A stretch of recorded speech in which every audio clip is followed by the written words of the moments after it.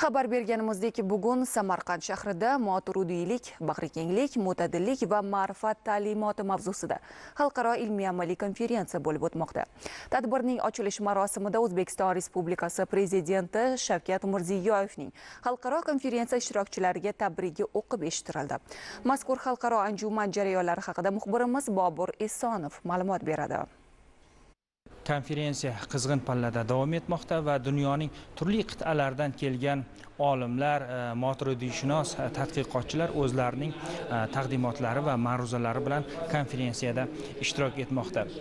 Albatta, Imom Moturidiy ilmiy merosi bugungi islom olami uchun juda katta ahamiyatga ega. Chunki dunyoda 1,9 milliard musulmon bo'ladigan bo'lsa, ularning 750 millioni bugun Moturidiya ta'limotiga ergashgan. Va shuning uchun ham konferensiya ishtirokchilari ushbu anjumanni yuqori baholamoqda va aytganimizdek davlatimiz rahbari konferensiya ishtirokchilariga tabrik yo'lladi va ushbu tabrikda ham Imom Moturidiy ilmiy merosini keng miqyosda o'rganishning ahamiyati borasida juda ko'p fikrlar bildirilgan.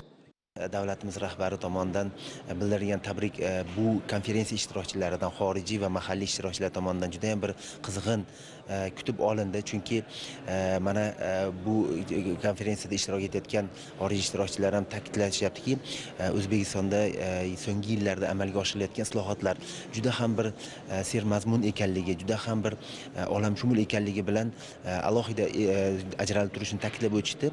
Davlatimiz rahbari aytdilarki, bevosita mana shu buyuk ajdodlarimizning merosi va xususan Imom Moturidiy merosini naqadar bugungi globallashgan davrda qanchalik ahamiyatli ekanligiga alohida tabriklarda mana urg'u berildi va shu bilan birgalikda bunday bir katta bir olimlar, mutaxassislar, islomshunos, dinshunos kabi katta bir ulamolarni bu yerda jamlanishligi mana shu konferensiyani va aynan bevosita mana shu ta'limotni bugungi kunda naqadar ahamiyatli ekanligini bir yorqin misol sifatida mana shu tabriklarda shunday bir mazmunlar yangrab o'tdi. Davlatimiz rahbari bevosita mana shu tabriklarida konferensiya ishtirokchilariga, bu yerda yig'ilgan xalqaro doiradagi olimlar, mutaxassislar, ulamolarga demak muvaffaqiyatlar tiladilar va tabiiy ravishda bu tabrik demak mana shu ishtirokchilar tomonidan katta bir ko'tarinki kayfiyatda kutib olindi.